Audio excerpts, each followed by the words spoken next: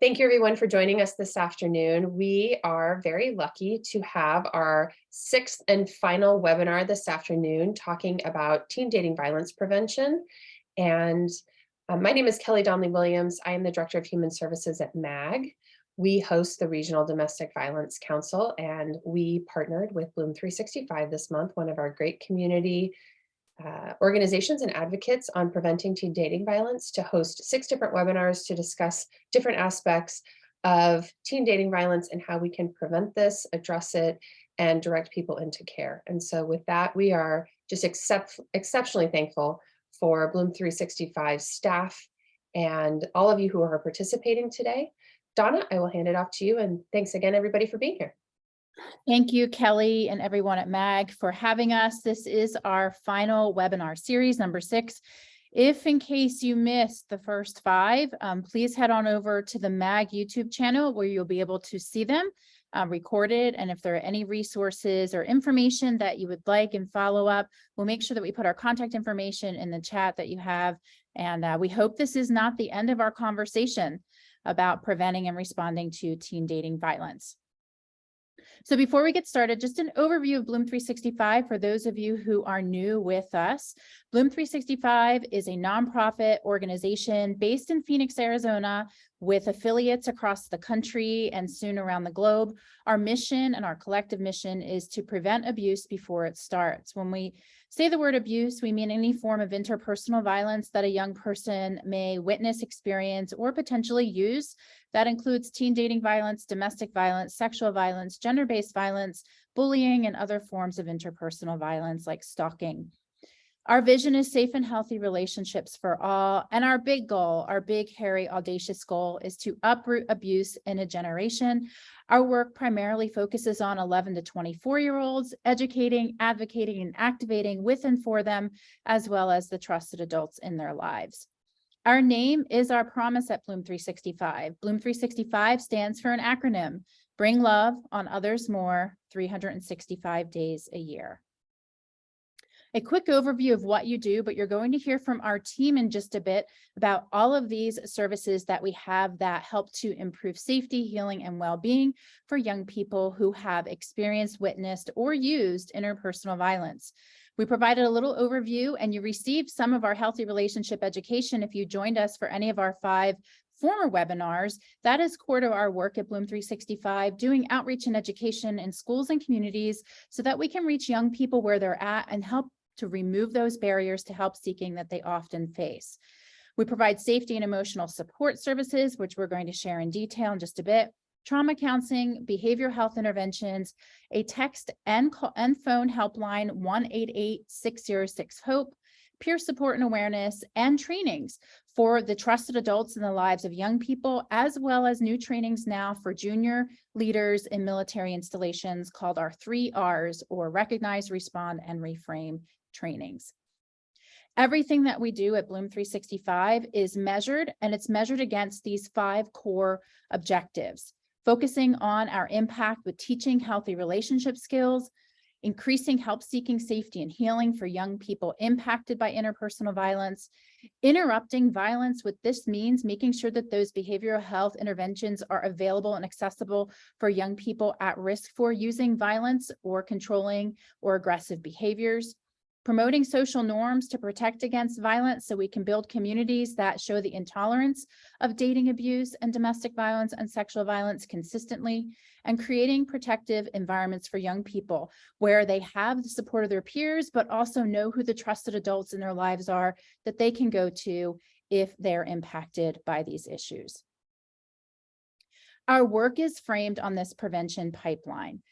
We focus on preventing abuse before it begins, and that's where our education and community engagement strategies come in.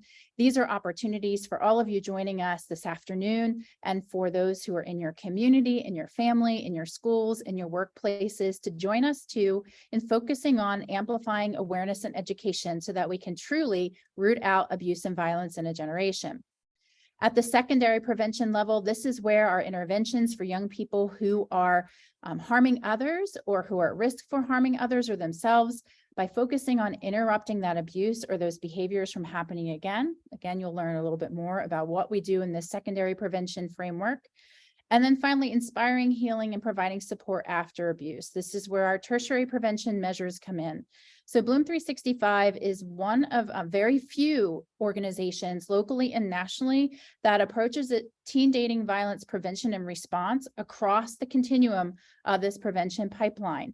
We don't just focus on providing healing and safety, which is important for young people who've experienced abuse and violence, but we also go upstream and focus on the measures that we need and the efforts that we need in our schools and communities and homes to prevent abuse before it starts.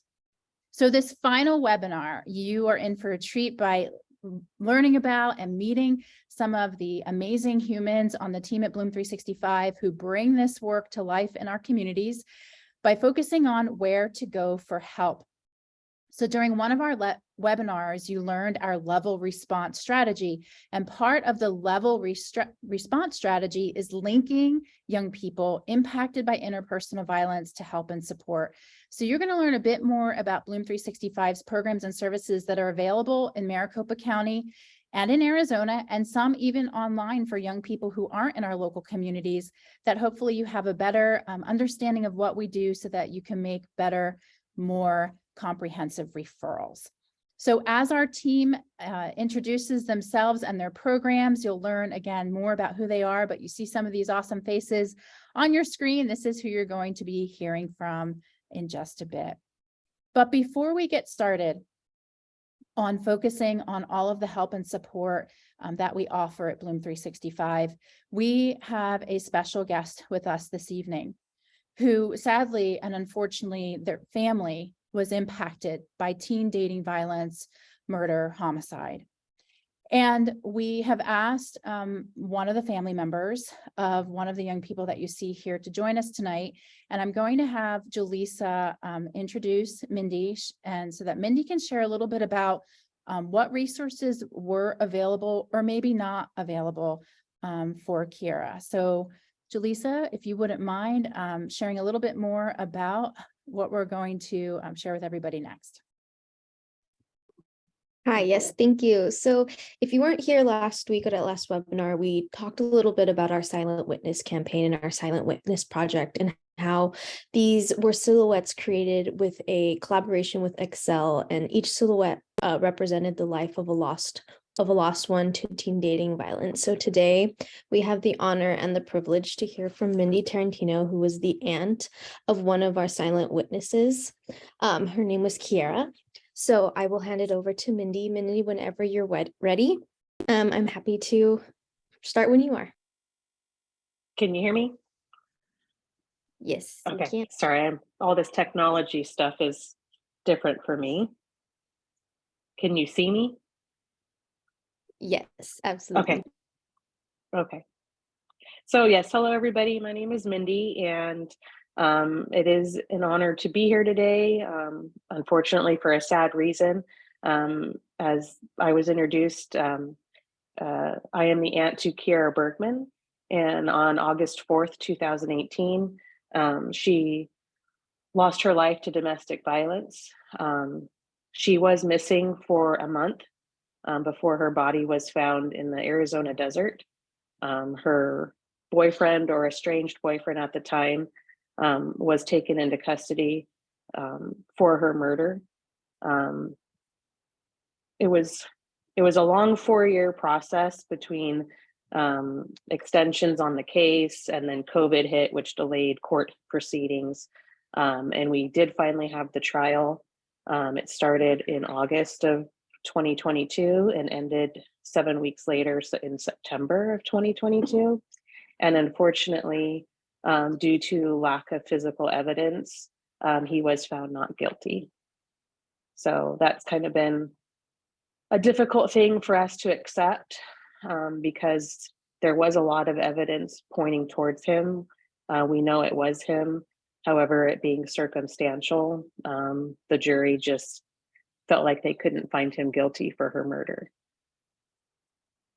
And that's kind of the gist of her story. I think Kiera had a difficult time with maybe knowing what resources would have been available to her, because she's from San Diego. That's where she was born and raised.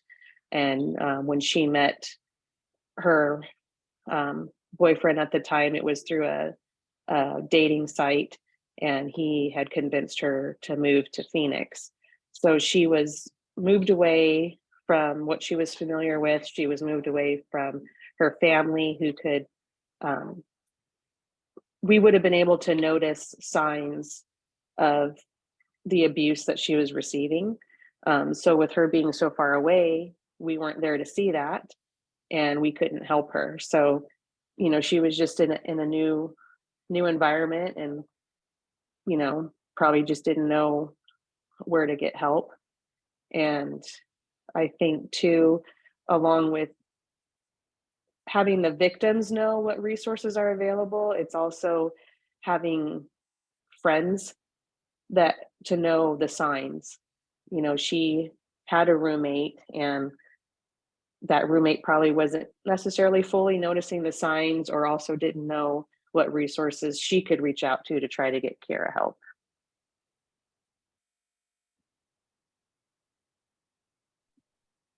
Yeah, thank you so much, Mindy. And I was going to ask you if you were comfortable with receiving any questions from any of the participants that are attending.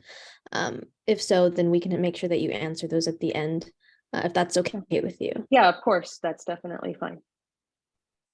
Perfect. Anything else that you wanted to touch on or focus on at the moment? I mean, not necessarily with Kiera, but just in general with this whole program and organization. I think it's an amazing program to have. And it's something that my sister and I, we rack our brains with ways of trying to do something similar, with what you guys do with our local high schools. Like I said, I'm in San Diego, so it would be nice to do something like that here with where Kiera was raised, and then my sister has moved out of state, and, you know, she's considered wanting to try to do something along these lines in Kiera's memory to help other domestic violence victims and teen dating violence victims. And this is one of the many ways that you are doing that. And again, we are very honored to be able to sit here and listen to Kiera's story. We appreciate you very much for taking the time to share it. You're doing amazing just by being her voice today. We are very, very grateful. But thank you so much, Mindy. We do appreciate you very much. Thank you for inviting me. Yes, echoing what Jaleesa said. And we certainly are honored to be able to remember Kiera in this way. And the vision, or the visual rather, that you all see in front of you, this page is in our workbooks now that reach thousands of high school students a year. And you know, oftentimes when we talk about teen dating violence and domestic violence and share the stories of those whose lives were taken by this pervasive crime and issue, sometimes it feels uncomfortable to do that, because we certainly don't want to exploit the lives of those who are no longer with us. But unfortunately, we live in a time and in a culture and in a place where this is sometimes how we can get attention of not just young people, but the adults in the lives of young people, for them to realize that this is not just an adult problem, that young people like Kiera and others are losing their lives every other day or every third day in our country to an act of teen dating violence. And so again, Mindy, we just can't thank you enough for granting us permission to ensure that Kiera's memory and life and legacy lives on in this small but meaningful way.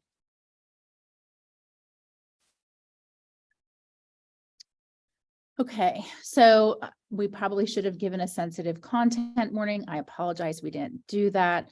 But for those of you who are still with us, this is why it is so important that you know, whether you're in Maricopa County, Arizona, in our state, or across the country, are fully familiar with the resources in your local community for teens who are going through dating violence, because you never know.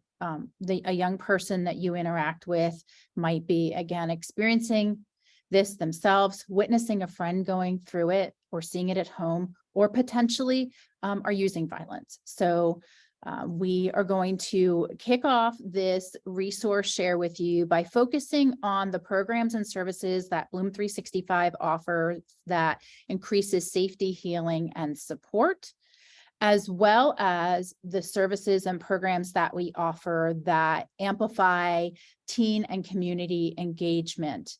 We have lots of programs and services at the individual and peer support level, but equally important to those individual services is that we are engaging full communities in this work to prevent and respond to teen dating violence. The community engagement work is equitably and equally as important as the individual counseling and advocacy and interventions that we provide within our organization.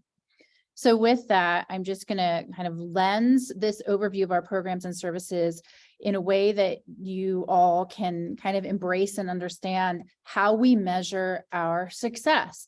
We want to make sure that our programs and services, that the outcomes after a young person has engaged in them, that we can measurably demonstrate that we have improved their safety, improved their healing. Healing can mean many different things for many people, adults and young people.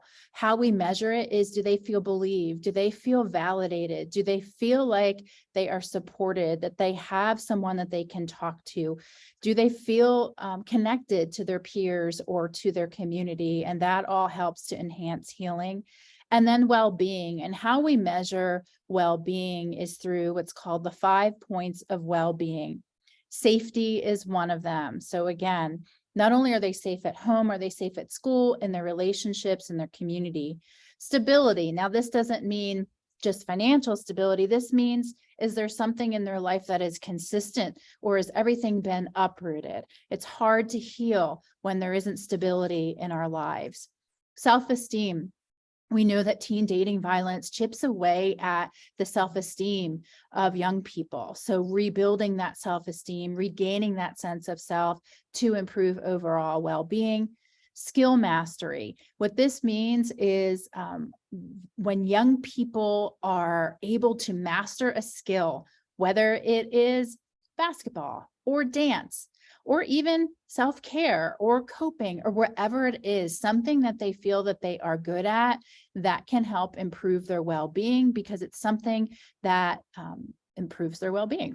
And social connectedness. What this means is not feeling isolated or alone, feeling like they have someone to talk to, whether it is within their peers or at school or in the community or at home with a trusted adult. So just feeling connected socially and not feeling isolated or alone. And these 5 points of well-being are how we measure our success and impact with all of our programs and services.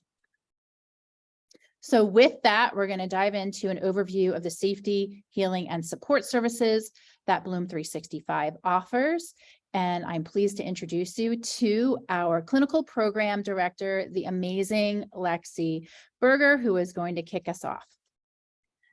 All right, thank you, Donna. Like she said, my name is Lexi Berger, clinical program director at Bloom 365, as well as the counselor for our victim services. So we're a licensed counseling facility, licensed meaning we're approved by the Arizona Board of Behavioral Health to kind of do these counseling services in a legal, official manner. So we kind of have two sides of things. One we'll kind of call the victim/survivor side, and the other we'll call the intervention service side. So we'll start with the victim-survivor team, victim-survivor side. So our team of clinicians is licensed and supervised. And when we say it's a licensed and supervised clinical team, we have clinicians from both the counseling sphere as well as the social work sphere. There are some differences in there, but all of our clinicians are licensed and supervised by the appropriate people, dependent on the level. We also, through the victim survivor side, our main goal is to promote that healing through a trauma-informed therapeutic focus.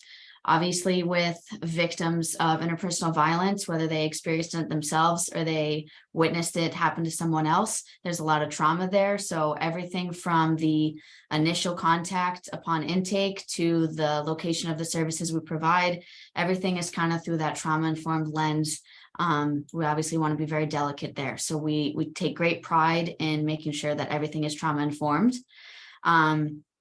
Also, what we do with these services, it's all survivor-centered and empowerment-based and strength-based. And another one I'll add in there, which you see on the side, is youth-centered. So working with victims of interpersonal violence, either in the primary or secondary sense, who are ages 11 and 24, who have experienced this. I always like to say we put them in the driver's seat. That's a clinical approach. That's the way that kind of works the best. It is their story, it is their experience, and it's going to be their healing.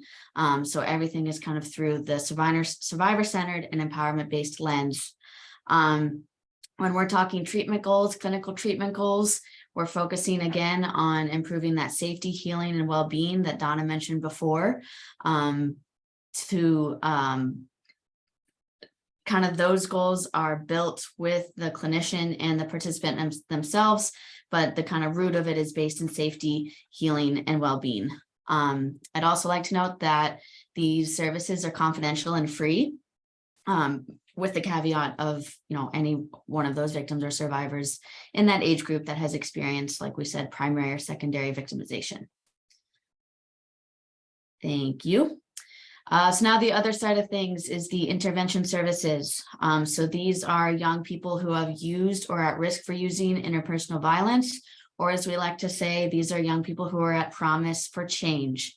So if they are engaging in one of our programs, that right there tells us that there's already a strong chance for change. They're here talking to us. So it's still led by that same kind of licensed and supervised intervention team. So same thing coming from the counseling side as well as the social work side. The appropriate licensures and supervision templates are put in place. The intervention services kind of focus on behavioral health intervention. Obviously, it has to be a little different just because of the different subject material, but it's also through that trauma-informed lens. So you can kind of see that is a common denominator through the whole thing. We're very big on being trauma-informed for obvious reasons.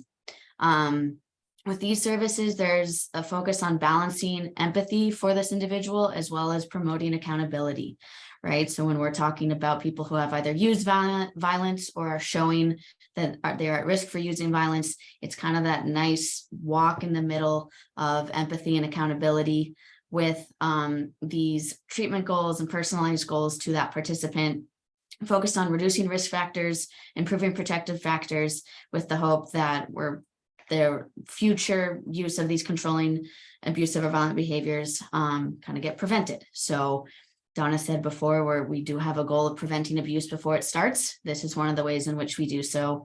Again, confidential and free, youth-centered, trauma-informed. So all of these services can be offered virtually or in person. So I don't mean to sound like a broken record, but when we're talking about trauma-informed care, that could look like I'd rather meet online. I'm not comfortable going to meet you somewhere, or I don't want to have someone listening on the walls. I'd like to meet you in person. We kind of go where the participant is at. That is their choice. Treatment plans, as I mentioned, are empowerment and strength-based on either program, and they're created with the participant. Again, they are in the driver's seat. These are their treatment goals. This is their service. So we want to make sure that we're empowering them.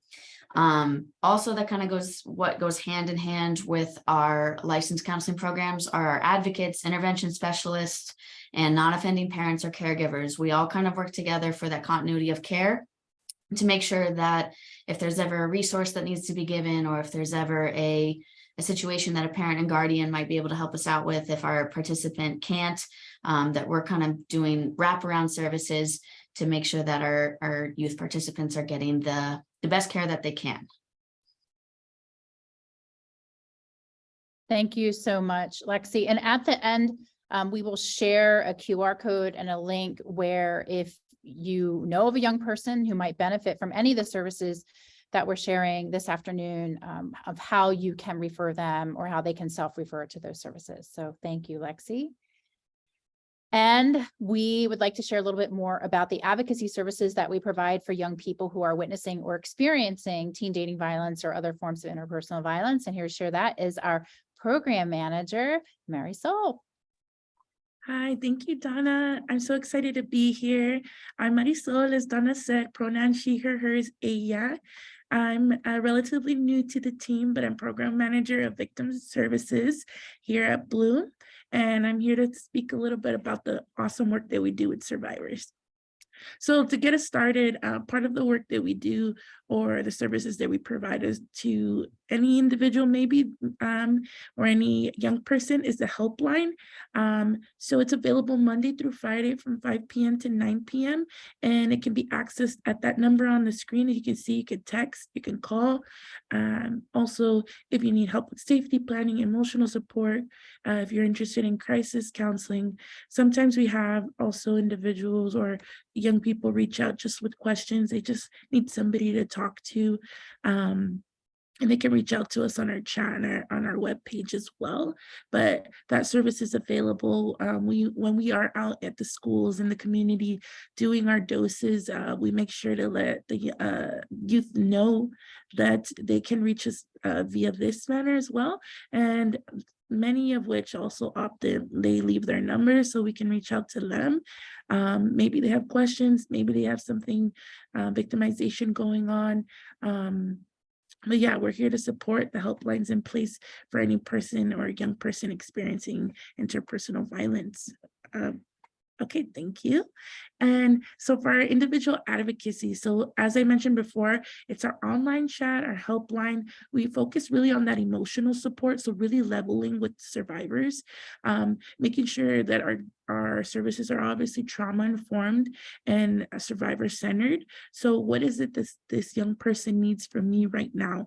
And a lot of times we have to remember to check our adultism at the door and hear them out and really let them guide the conversation.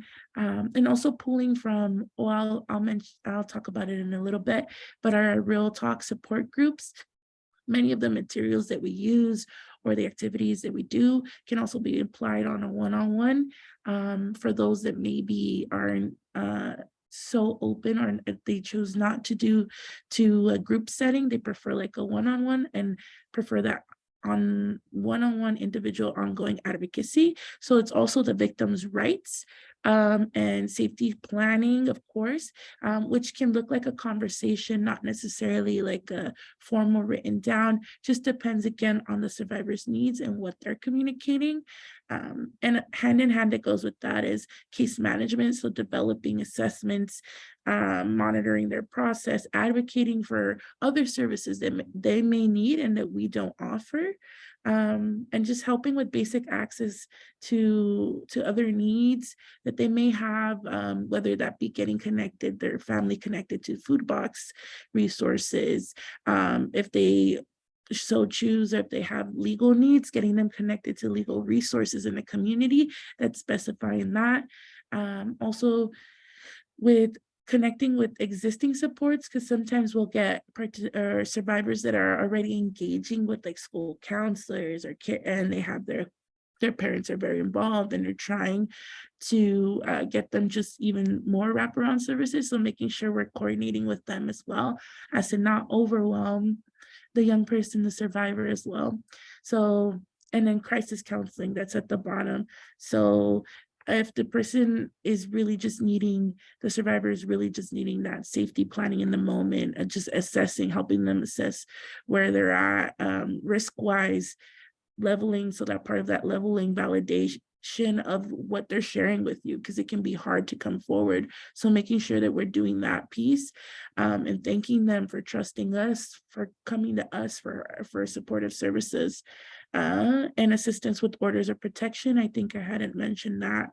Referrals to safe shelter, so getting access or connecting with rather with Safe DBS, as we know that helps house our survivors and their families, and connecting them to other resources, as mentioned before, that we may not, services that we may not provide that they may need. So yeah.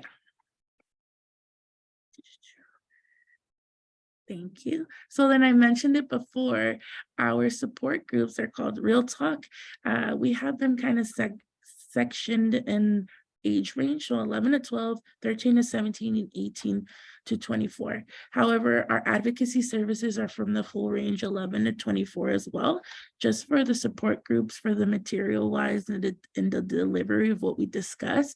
It's just more, it makes more sense to section it off by age. We actually are starting our Real Talk, or we're trying to start the one for 18 to 24 coming soon in a few weeks, but the 13 and 17 one is the focus right now. And we start off with the self-esteem section. And as you see there, you can look through the really nice titles. And I don't know, when I first read them, I was like, oh my gosh, I want to attend. So I'll leave you guys just to look those over in our locations. We currently are trying to do them in person, but we're also open, depending on the needs of the community of the survivors, to doing them virtually. So yeah, so our drop-in peer support groups, Real Talk, and then you can also scan a QR code. I think it's somewhere in here as well. All right, thank you, Donna. Thank you, Marisol. And for this one too, so if those of you that are joining us this afternoon or that pick up this webinar on the recording on YouTube, if you are a school social worker, a school counselor within Maricopa County, Arizona, and you see a need for this type of peer support for the students that are in your school community, let us know, because we are able to, based upon scheduling, have one of our advocates come out and do drop-in lunchtime Real Talk peer support groups. That was popular pre-COVID, where we went in and we modified a little bit, made it 40 minutes versus 50, so that young people who needed this extra peer support after experiencing or witnessing interpersonal violence had it at school. So just let us know how we can support. And if you are out of Maricopa County, but still know young people who may benefit from this, that inquiry and referral form that we're going to share at the end is a place where you can request those services or reach out to Marisol directly, and we can figure out how to do an online group. So this is a great way to build that social connectedness point of well-being. Okay, so I'm going to sub in for Kiana, who is our program manager for our Safety for All program. Our Safety for All program focuses on doing all that we do at Bloom 365, but ensuring that those programs and services are inclusive of youth and individuals with disabilities. So a quick overview of Safety for All. This program got off the ground last year in response to this statistic that individuals with intellectual disabilities are 7 times more likely to be sexually assaulted than the general population. As we go into schools and communities with our prevention education program, our victim advocacy services, and now our intervention services, what we realize is that students in schools, especially those who are engaged in their exceptional student or ESS departments, their special education departments, special needs programs, did not have any curriculum available or services available to them that took into consideration the varying abilities and disabilities that they may be experiencing in their lives, and how these programs needed to be more inclusive and better crafted to ensure that we were not missing any opportunity to help combat that specific statistic. So what Safety for All is through the Governor's Office of Youth, Faith, and Family in the state of Arizona, and a grant called SAS, which is Sexual Assault Services Program Grant, as well as a new MARPA grant, which is dollars that came through the county for COVID response.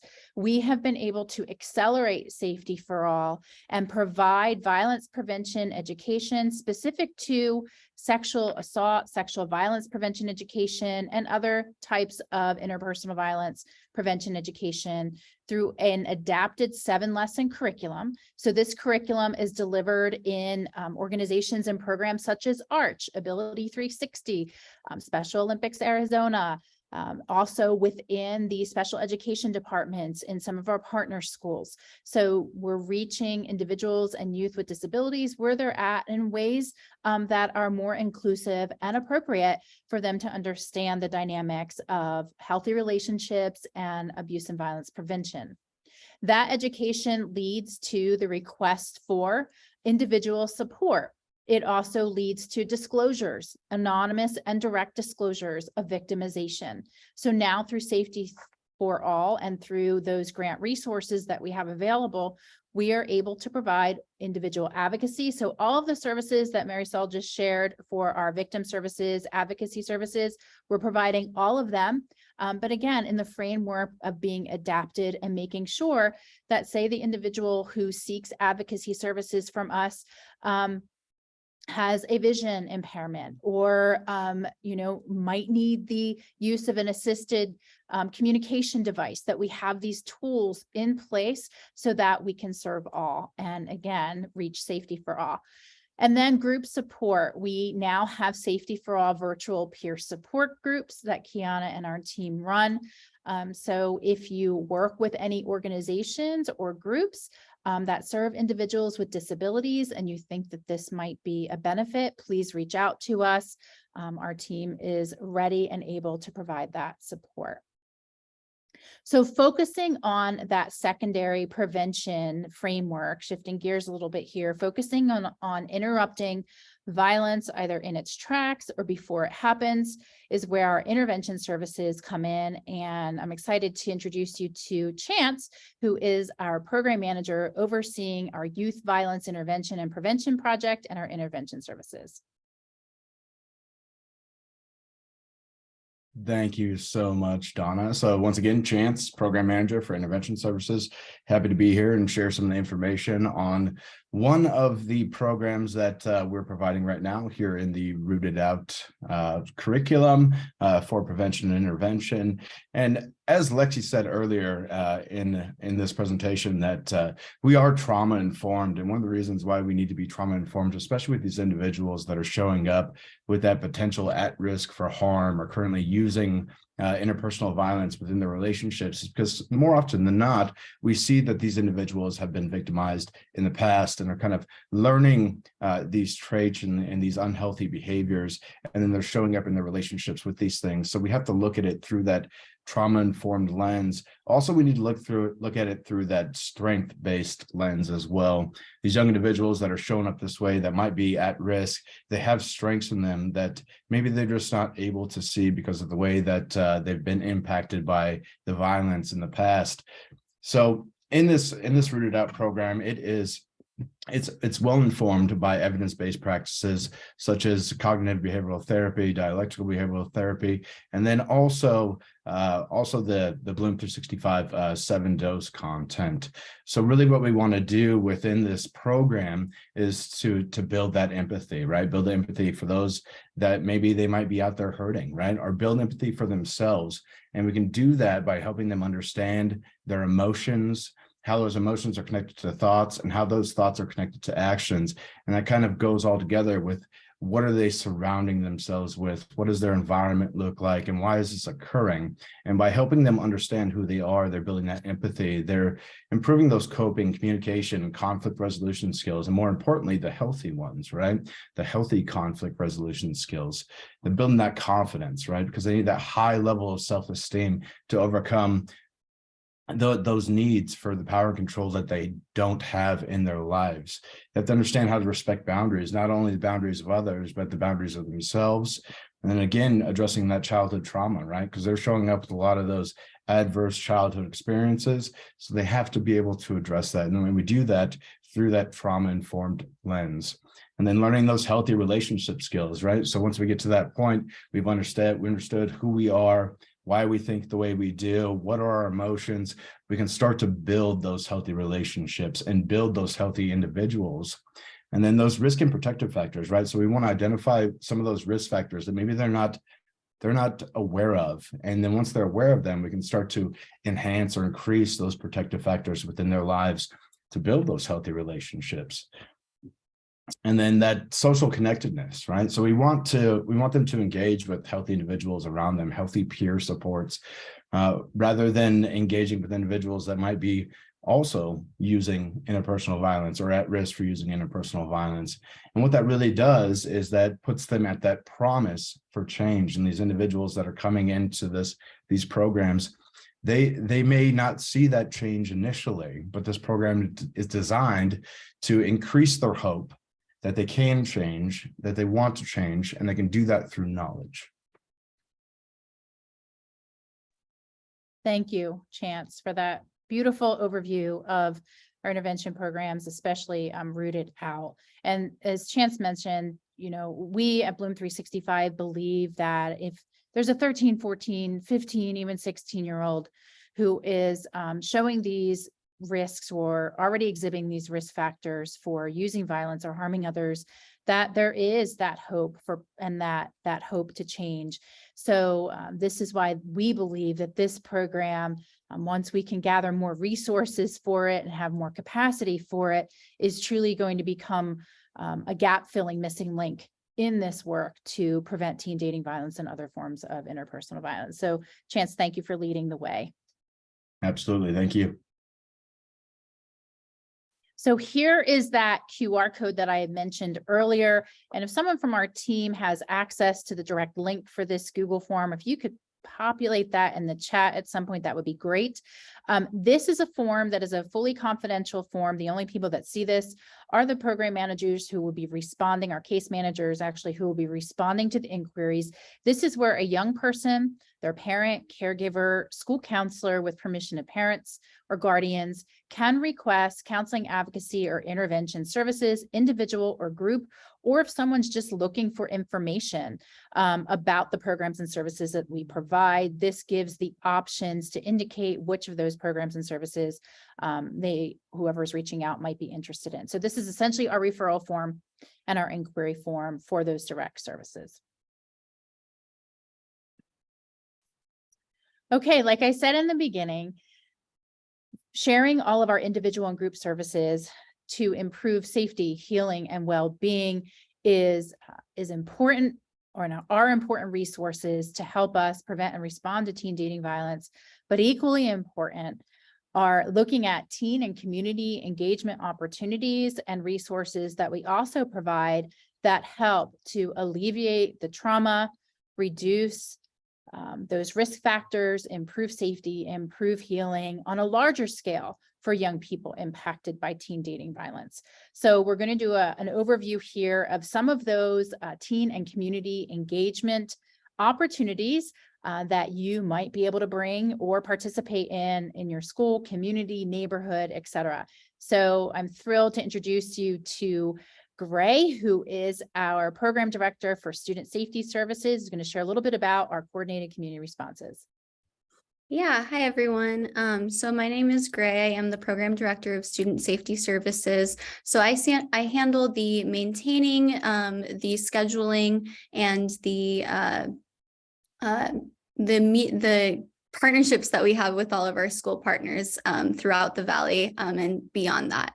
And so part of this work that I do is we establish things called school-based coordinated community response teams. So these are multidisciplinary teams that are compiled of different professions here that you can see on the slide. So service providers, resource officers, counselors, nurses, social workers, youth peer advocates, PSO or PTO representatives, coaches, teachers, and parents and guardians. And we meet quarterly or monthly to do a couple different things during these coordinated community response team meetings. So we ensure all members of our CCRTs know how to recognize, respond, and reframe the ways that they help youth in their lives who might be dealing with interpersonal violence by going through our 3 R's trusted adult ally training. We evaluate the school's policies and procedures in regard to handling interpersonal violence issues, such as teen dating violence and sexual violence. We evaluate them to see if they need any modifications to ensure that we're staying youth-centered in our approaches. We talk through current cases of interpersonal violence happening for youth on those campuses, plus talking through risk assessments that might have been done, again, for those young people who are at risk for or already displaying some of those unhealthy relationship behaviors. And then we also sometimes allow for the campuses, if they do have lead peer advocates or peer advocate crews, or even just members of their, student body who are passionate about these issues and who are observing things happening on campuses, we allow them the opportunity to share their voices during these meetings to ensure that we are collectively including them in this conversation on how to interrupt that violence before it continues to happen on campuses. So that's the gist of those coordinated community response teams. Awesome. Thank you so much. Gray, would you mind putting your email in the chat in the event anybody does collaborate with or is from a school-based setting and they want to explore more about how to start a CCRT within their school community, they can reach out to you directly. Yes, of course. Thank you. And so you heard a little bit about our Silent Witness exhibit project, but I'm going to bring Jaleesa back in just to share a little bit more detail about the project and how you might be able to, if you are in Maricopa County, Arizona, engage in this as a way to raise awareness, show support, validate young survivors, and help to improve that healing, safety, and well-being. Thank you, Donna. So yes, if you guys remember previously, I had mentioned the Silent Witness exhibit is a project that we collaborated with Excel with, in which it is a life-size silhouette. Each one represents the life of a lost one who lost their lives to teen dating violence.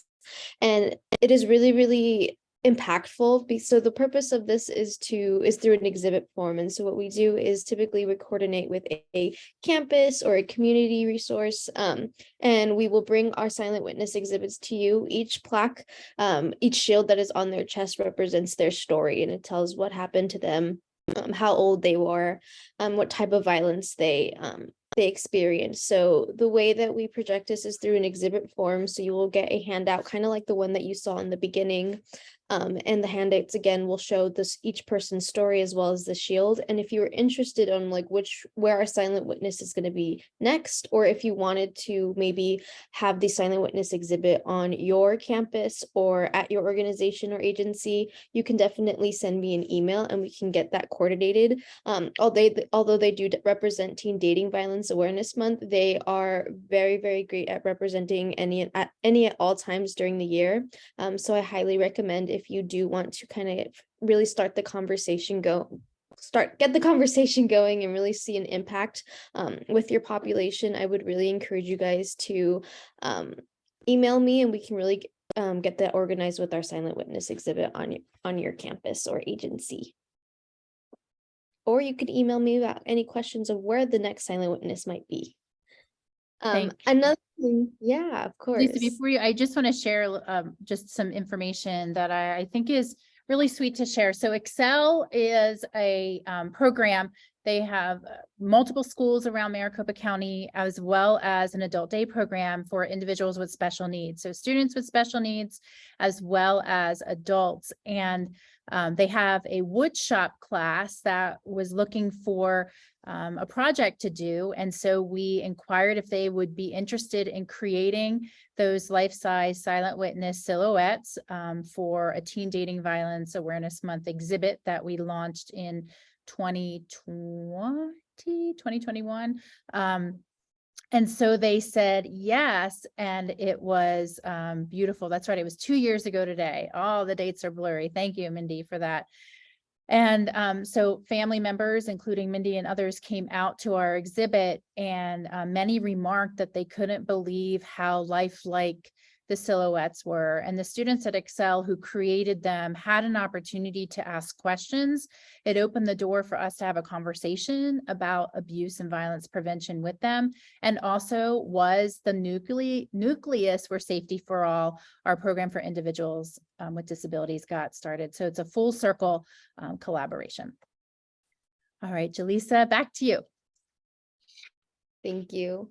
So another way we like to engage our youth is through something called our Young Survivors Speakers Bureau. And if you were at last week's webinar, you might have met Maddie Armentrout. She is the creator of our Young Survivors Speakers Bureau. And her goal was when she was trying to find young survivors to speak on this bureau, she realized that a lot of agencies were only adult focused. It was 25 and up on these bureaus. So she was very focused on, we need to amplify the voices of our youth and our young people. So she created this Young Survivor Speakers Bureau that I've had the honor to continue working on. And so the Young Survivor Speakers Bureau is a way to have our young survivors speak publicly, to not only share their story, but to continue to spread awareness about the things that are happening to them at such a young age. And our Young Survivor Speakers Bureau had the privilege to speak at the National Organization of Victims Assistance in Denver this past year, where they were able to speak to victim advocates, victim service providers, social workers, police officers, and the impact that these young people had was absolutely incredible. And I wish you guys all could have heard their story. But if you are a young person, or if you know a young person who is interested in really amplifying their voice and using their voice and their story to continue to spread awareness, you can use the QR code, and I'll put a direct link to the becoming a speaker form. But this is a very, very great way. One, I think it also helps you.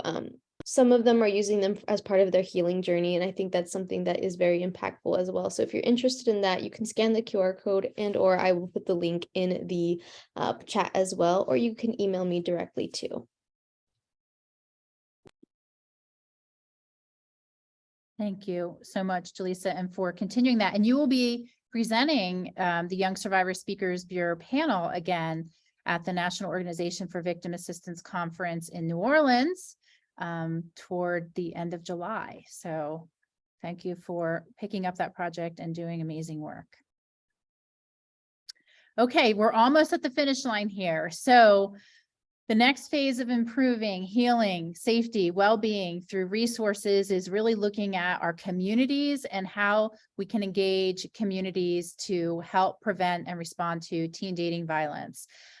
This section will be facilitated by, again, two additional amazing members of our team, Noah and Clara.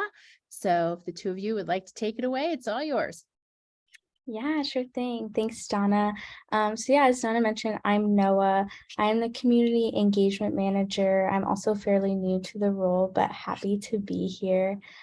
So what does the community engagement part of this work look like at Bloom 365? Well, one of the most impactful ways that we engage the community includes our Lead Peer Advocate program. And we do this because we know that youth, when they're victimized, that only a small percent seek help or tell an adult. And rather, the first groups that they are talking to about these things are peers their age. And so that's why we have our paid Lead Peer Advocate program in high schools and soon colleges across the Valley.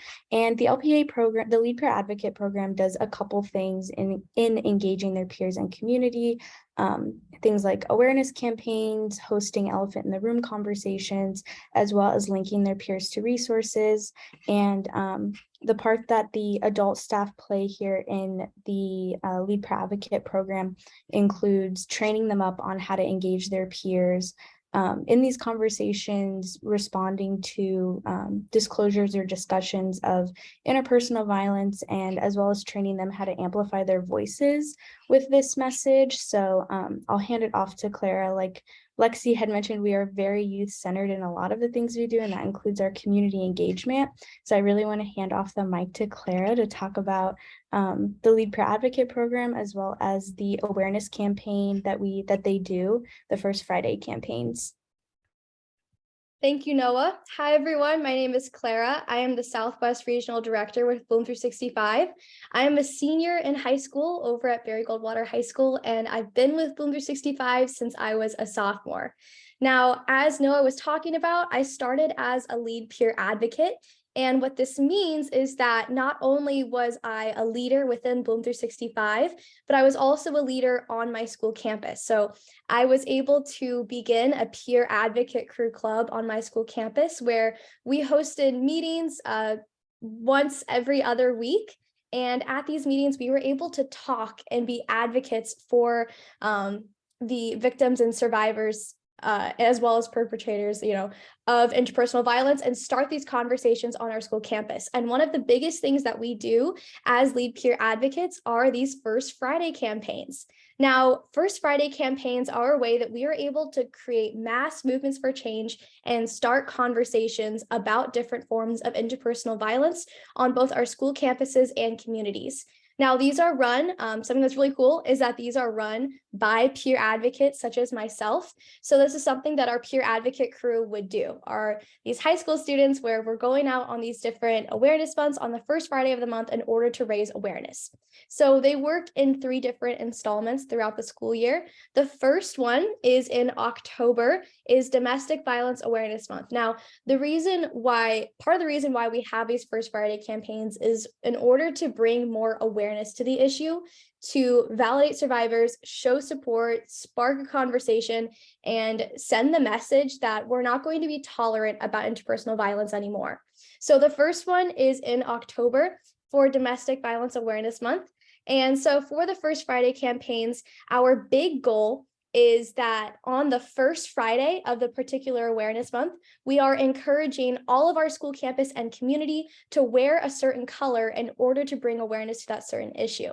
So in October, on the first Friday, we all wear purple, and we are raising awareness for domestic violence. We're breaking the silence, and we are promoting themes of empathy through having things like tabling events at lunch and having peer advocate crew club meetings about this, and overall just trying to engage and activate our community to the best that we can. So I'm not sure if we've talked about it before, but at Bloom 365, we have this thing called a big, hairy, audacious goal. And this is to get at least 10% of a school community or a community in general to engage in a goal, and then the other 90% will follow. So for our goal of these First Friday campaigns is to get at least 10% of our school or our surrounding community to wear a certain color on the first Friday of that awareness month. So October, we go purple for domestic violence. In February, which we just did not a couple weeks ago, we all went orange for Teen Dating Violence Awareness Month. And in April, we are going to wear teal for Sexual Assault Awareness Month.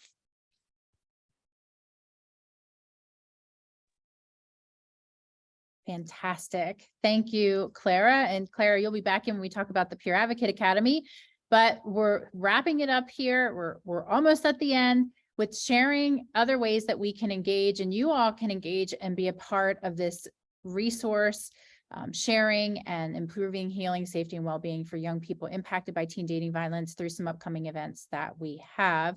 Noah and Gray had to hop off for another virtual outreach event. So Marisol, if you wouldn't mind sharing a little bit more about our upcoming Student Safety Summit and Empathy Awards. Yes, gladly. So I'm filling in for Noah, who had to hop off. So just a little bit about the Student Safety Summit that's coming up soon in April 19th. The summit will be for 7th to 8th grade students who are interested and passionate about interpersonal violence, and their trusted adult chaperones as well. So the summit will have sessions for youth to beef up their leadership and response skills to interpersonal violence. And the sessions will include artistic activism, self-care, the 3 C's for healthy relationships, self-esteem, and bystander intervention, the 3 R's for violence prevention. We'll also have a luncheon, award ceremony, which we will be moving on to. There we go. Sorry. Okay, so the luncheon, I believe Donna has the QR code as well, right? That goes on for nominations, but it essentially, if you want to nominate a teen or an adult, there's different categories that we have. You can scan that code and it links you to it. There's also the option to sponsor some of our tables, and there's different levels as well, as you see on the registration. So tickets to attend the Empathy of War lunch are only $35 each, and you will see the variety of different levels when you do scan that QR code. Okay. Thank you. And I just put in the chat the nomination form. So if you know of a young person who is an incredible advocate in their school communities, or if you know of trusted adults who are doing this work in their school communities, the nomination form is there. Some of our nominations are going to be peer specific, where peers are nominating peers, but it certainly is an opportunity to truly celebrate the unsung heroes in this work. So we're going to pop it back to Clara, who's going to share and wrap up with our last piece of information for you regarding our upcoming Peer Advocate Academy. Thank you, Donna. So the Peer Advocate Academy is a really amazing opportunity in order to train and get teens ready to be able to become advocates in their communities.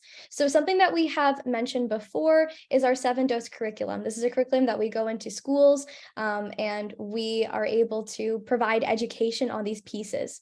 The Peer Advocate Academy includes a 7-dose curriculum, but it goes even further beyond that in order to fully equip teens and people my age with the resources necessary to be able to become advocates in their community and to advocate against interpersonal violence and uplift survivors. So we have a Peer Advocate Academy upcoming with Big Brothers, Big Sisters of Central Arizona.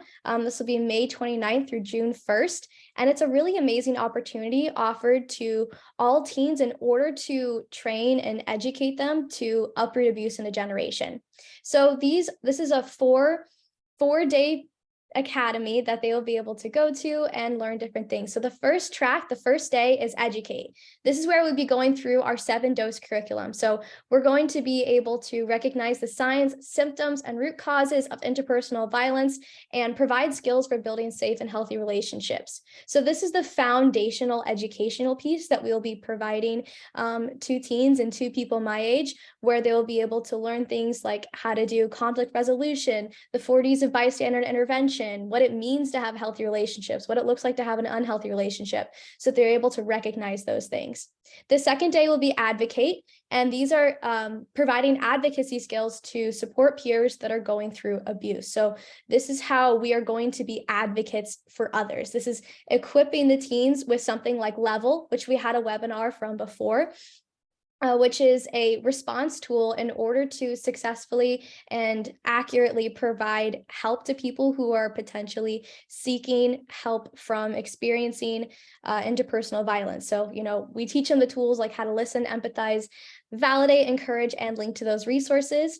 And this is where we do the facilitator training for our Real Talks peer support group, so that teens are able to facilitate that as well in order to provide more peer-to-peer advocacy. And the third day is activate. This will be talking about building communication, networking, community engagement skills. And so this is how we're going to activate my peers in order to promote the intolerance of interpersonal violence, to cultivate empathy, respect, consent, and social kindness. And so this is where we talk about our 10% tipping point theory of change, which I mentioned briefly before. We go more in depth with that. And this is also how we teach the teens how to engage with their community through their First Friday campaigns and how to do successful peer-to-peer outreach through tabling events. The last day is amplify. This day is one of my favorites about the Peer Advocate Academy, not only to facilitate, but also to experience, because it's something that's really special to see, because teens are able to step into this environment and take all the different things that they have learned over the past couple of days and learn how to tell their story and how to amplify the stories of others. This is all about creating a safe and empowering space for peer advocates to share their experiences, explore solutions, and amplify individual and collective strengths to uproot abuse in a generation. So this is where they learn how to publicly speak their story and how to amplify the stories of others. So overall, the Peer Advocate Academy truly is a transformative experience. As someone who's been through it as well as facilitated it, it's something that leaving it, you truly feel equipped in order to go into your community and cultivate that culture of consent, respect, empathy, and kindness. So for interested parties with our Big Brothers, Big Sisters, Peer Advocate Academy, you can go ahead and scan that QR code to sign up, and we can't wait to see you there. Amazing, Clara. Giving you snaps over here. And for those of you who are watching and listening to Clara, I hope you felt a pang and inspiration of hope that someday we will uproot abuse in a generation because of Clara and peers who work with Clara to do this work. So thank you, Clara. All right. So to wrap up the Bloom 365 portion of resources, this is another QR code for you. I'm going to try to see if I can get this. I've just figured out with my phone, if I take the QR code photo and then I copy the link on my phone, brilliantly, these Apple devices, if I go to paste it on my computer, there it is. It's in the chat. So there you go. So that is the link for resources, everything that we've shared in these 6 webinars that has a transferable value to you, something that's tangible that you can use. Red flag checklist, blooming wilting flowers, flyers or information about our upcoming Peer Advocate Academy or about the Empathy Awards or Student Safety Summit, how to get in touch with us, the programs and services that we offer. You'll find all of those resources populated in the link that I just put in the chat, and that's on your screen in the QR code for Bloom 365 shareable public information. So please do circle back to that or bookmark that if you ever feel like you are going to need these resources. Before we wrap up, we do have, we put the call out to our collaborating agencies and organizations across Maricopa County to share any videos or resources that they wanted you all to have access to that also amplified their work with young people. And we've received a video from Care 7 that we in just a moment are going to share and close out today's webinar with. But before we do that, from all of us at Bloom 365, I just want to say thank you, especially to those of you who attended all 6. By a show of hands, those who are with us in the attendees for the webinar, please raise your hand if you attended all 6 of these webinars. Let's see if we have anyone from our attendees who can say that they attended all 6. No. Okay, how about 5? I see we've got our panelists. Okay, so we have, keep your hand up because the 2 of you who said you attended all 5, we're going to send you a nice little thank you. We're going to send you one of our t-shirts. So I'm going to make sure that we're able to reach out and contact you through our friends at MAG. And if you'd like one of those, they'll be able to send you an email on how to get in touch with us, and we'll gather your size and if you'd like to provide your address so we can send one to you. Thank you so much for joining us for 5 of these webinars. So we appreciate you. Please stick around for the Care 7 video, and thank you all, especially to the Bloom 365 team, for showing up after hours to share this information. Our thanks to Donna and your entire team. This has just been such a lovely month of learning from you. So thank you very much. And I know that many of you on the Bloom 365 team are volunteers, or you do this because you have a real passion for the work. So we appreciate it. So thank you again. And with that, Tyler, do you mind playing the video for us?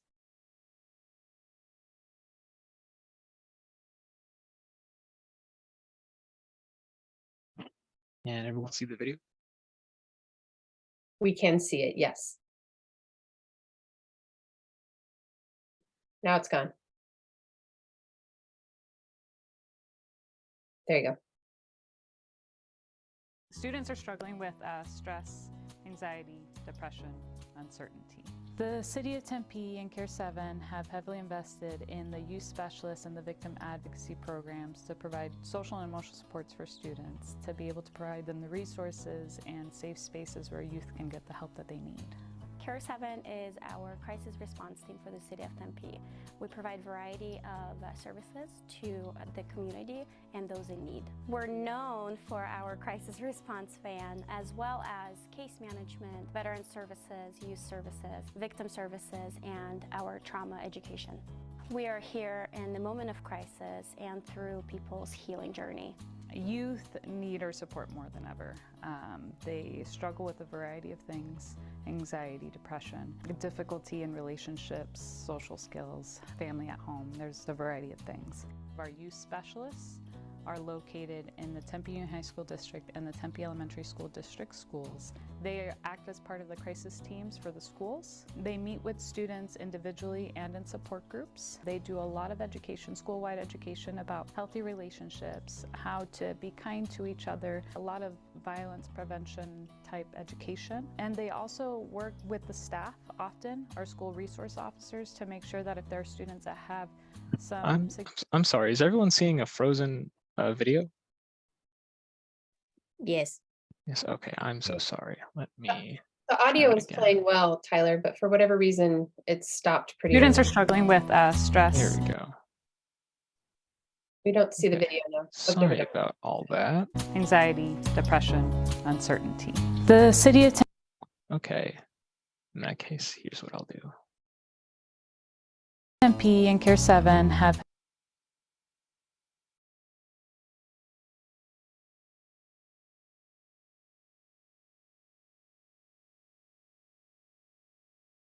Okay.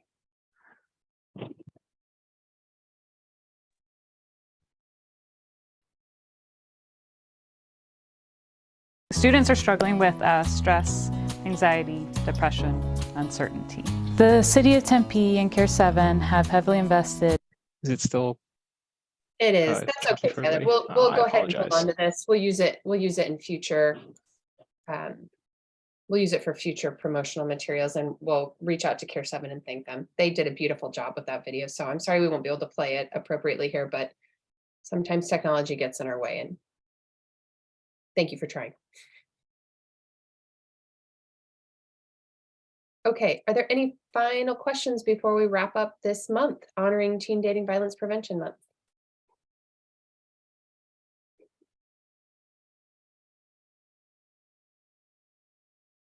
Okay, and again, a special thanks to Mindy for being here and sharing your family story. We really appreciate it. It takes a lot of integrity to talk about what your family has gone through, and we just really appreciate it. And I do think it helps give different perspective to the work. So our sincere gratitude.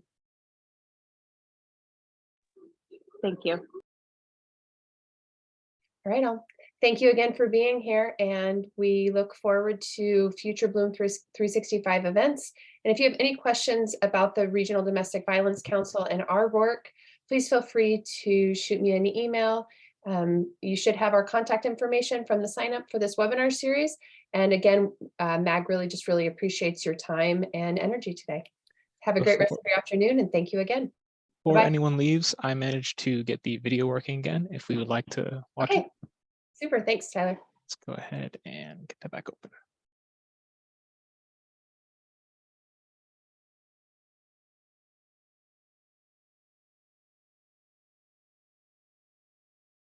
Victim advocacy programs. And Care 7 have heavily invested in the youth Everyone can specialists see it and the and hear it victim correctly, right? advocacy programs to provide social and emotional supports for students, to be able to provide them the resources. Sorry, Tyler, but it's still not working. Oh, But not for lack of effort. I apologize. That's okay. We'll find a good way to use it. All right. See everybody later. Thank you again. Bye-bye.